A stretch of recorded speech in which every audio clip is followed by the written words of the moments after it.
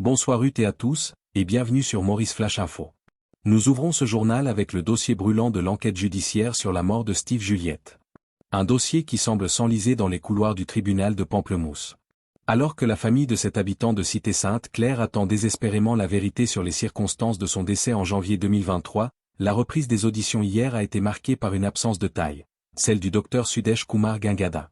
Le chef du service médico-légal de la police, dont le témoignage est crucial pour confronter les révélations des Missi Moustas Leaks, est officiellement indisponible pour raison de santé depuis maintenant plus de 3 mois. Entre certificats médicaux, relevés téléphoniques de Mauritius Telecom et bras de fer juridiques devant la Cour suprême, l'ombre de l'ancien commissaire Anil Kumar Deep continue de planer sur cette affaire. Quelles sont les dernières décisions de la magistrate? Pourquoi l'audition du médecin légiste est-elle le point de rupture de ce procès? Voici le point complet sur une audience sous haute tension. Affaire Steve Juliette, l'enquête judiciaire piétine face à l'absence prolongée du docteur Gangada. L'enquête judiciaire visant à faire la lumière sur la mort suspecte de Steve Juliette, présidée par la magistrate Nella Ramdewornoga au tribunal de Pamplemousse, a connu un nouveau coup d'arrêt hier.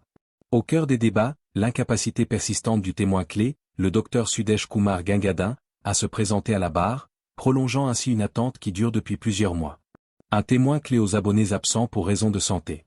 Le docteur Sudesh Kumar Gangada, Chief Police Medical Officer et auteur de l'autopsie de la victime, demeure indisponible. Son avocat, Maître Wakid Ali Bokus, a informé la Cour que son client est souffrant depuis le 9 septembre 2025. Bien qu'un certificat médical préconisant 3 mois de repos ait déjà été soumis, un nouveau document attestant de son état de santé actuel pourrait être produit. Cette absence est d'autant plus cruciale que le médecin doit être confronté aux allégations découlant des Missi Moustas Leaks. Des enregistrements sonores suggèrent en effet que l'ex-commissaire de police, Anil Kumar Deep, aurait exercé des pressions sur le docteur Gangada pour conclure à une mort naturelle, malgré l'interpellation brutale de Steve Juliette par là-dessus le 6 janvier 2023. La bataille des preuves, entre démentis et relevés téléphoniques. Avant son retrait pour raison de santé, le docteur Gangada avait nié toute interaction avec l'ex-CP Deep concernant ce dossier. Cependant, le représentant du DPP, Maître Munizami, a apporté des éléments contradictoires.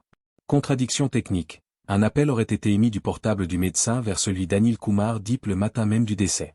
Nouvelle requête, le DPP a demandé l'assignation d'un cadre de Mauritius Telecom pour produire les relevés détaillés, It Missed Bill, de 2 numéros de téléphone spécifiques afin d'établir la réalité de ces échanges. Escarmouche juridique et contestation. L'ombre de l'ex-commissaire Anil Kumar Deep plane également sur le tribunal. Représenté par Maître Ivan Colandavello, l'ancien chef de la police conteste sa propre citation à comparaître devant la Cour suprême. Maître Colandavello a par ailleurs soulevé 2 points de procédure majeurs devant la magistrate.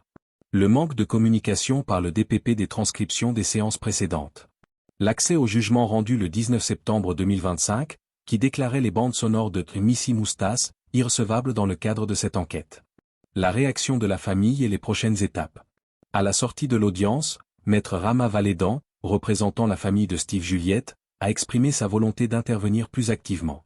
Il compte solliciter l'autorisation de la Cour suprême pour participer au débat entourant la contestation d'Anil Kumar Deep, afin de garantir que les intérêts de la famille soient préservés dans la quête de vérité. Décision de la Cour, devant l'impossibilité d'interroger le médecin légiste, l'affaire a été renvoyée au jeudi 5 mars prochain.